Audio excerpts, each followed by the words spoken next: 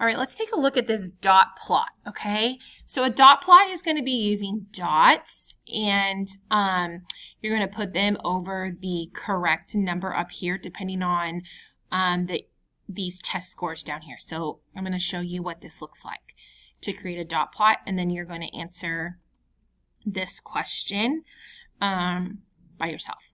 So this first one, 90, so I would take a dot and place it above 90. 92, I'm going to take a dot and place it above 92. And you want to do your best to line each dot up. I'm going to take a dot and put it above 88. Another one above 88. 86. 85. 92.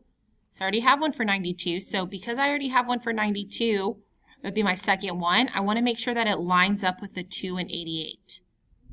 Okay? As closely as possible. 95.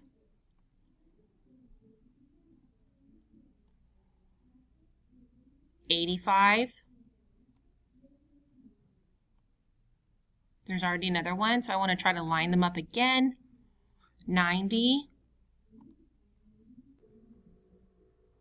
Okay, 90. 89. And 87. One way to make sure that you have the correct amount of dots here, like the numbers are all represented up here in dots, is how many spaces do you have? How many boxes do we have? We have 12. 1, 2, 3, 4, 5, 6, 7, 8, 9, 10, 11, 12. So that means I should have 12 dots represented up here on my dot plot. 1, 2, 3, 4, 5, 6, 7, 8, 9, 10, 11, 12. So I know that all of my numbers are represented in my dot plot appropriately. So this is how you create a dot plot. This is what this looks like. You can see that they don't have any science test scores that were in 91, none that were in 93, none that were in 94, 2 that were in 85, 2 that were in 88, 2 that were in 90, 2 that were in 92. And sometimes there's a key down here on the bottom that shows that each dot represents a certain number of students.